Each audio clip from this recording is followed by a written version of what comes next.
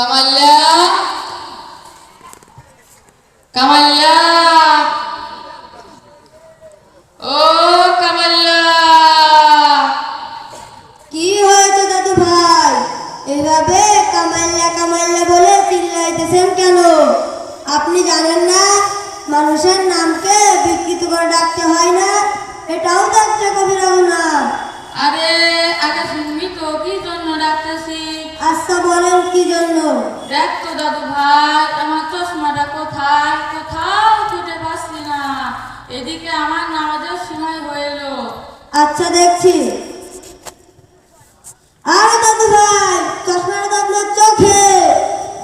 বয়স হয়েছে তো কিছুই ঠিক রাখতে পারি না। আচ্ছা দাদু ভাই চলেন নামাজে যাই। কি দাদু ভাই, আপনার লুঙ্গিটা তো টাকুর নিচে।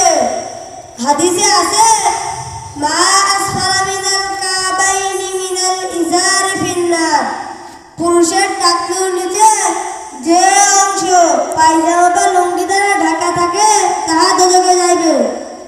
আচ্ছা এই দেখ ঠিক করলাম নে, আর ভুল হবে না। তুই খালি ভুল ধরিস। চল নামাজ পড়ে নি। আচ্ছা চলেন।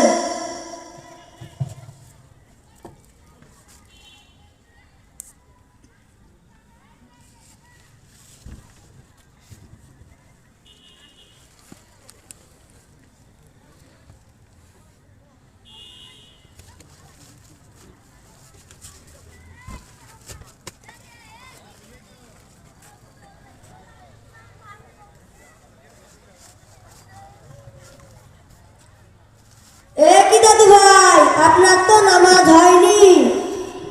আহা, তোরে নিয়ে আর পারলাম না। কি আমার নামাজ হয়নি? সাহস কি? নামাজ পড়তে পড়তে বুড়ো হয়ে গেলাম আর তুই বলিস আমার নামাজ হয়নি? আর এর জন্যই তোরা মাদ্রাসায় দিয়েছি, খালি ভুল ধরিস।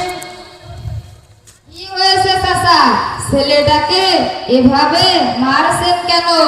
আর কয়েন না হুজুর, বড় আশা করে নাতিটাকে মাদ্রাসায় দিয়েছিলাম কিছু আদব কায়দা শিখবে বলে। এখন দেখি পুরোটাই বেয়াদব হয়েছে।